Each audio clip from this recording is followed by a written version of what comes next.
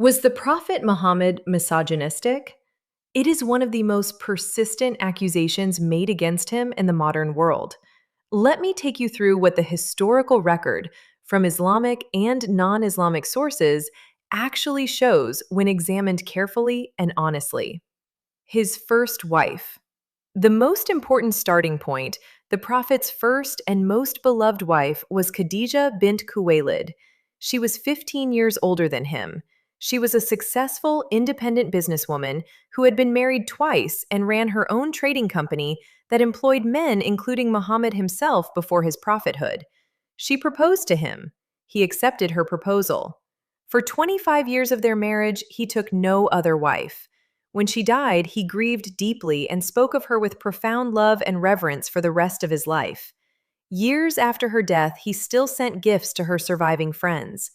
A man who holds contempt for women does not choose as his primary life partner an older, independently powerful businesswoman who proposed to him and whom he honored exclusively for a quarter century. His treatment of women in his community.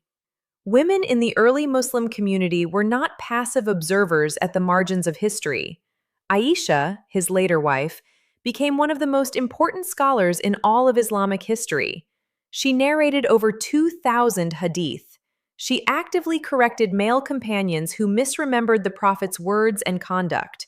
The Prophet himself said, "Take half your religion from this woman, half of your entire religion from a woman."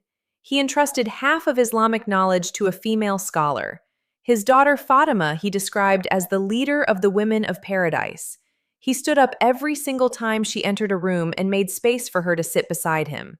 These gestures of public honor for a woman were genuinely extraordinary in 7th century Arabian culture.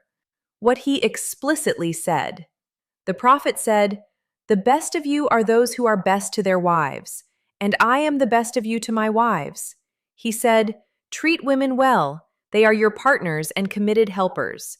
In a society where female infanticide was widely practiced, where daughters were literally buried alive at birth as a cultural norm, these statements were revolutionary.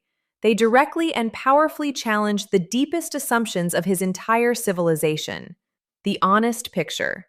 Did he live in a specific time and place with its own social structures and real limitations? Yes.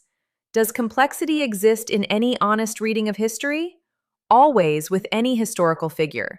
But the portrait of a man who despised or systematically diminished women is not what the primary sources, honestly and carefully read, actually show. Like if history surprised you, subscribe, Truth Every Day. And if you want to learn more about the Prophet Muhammad, I have left a book recommendation in the description. I'm Noor. This is Islam with Noor. Thank you for listening.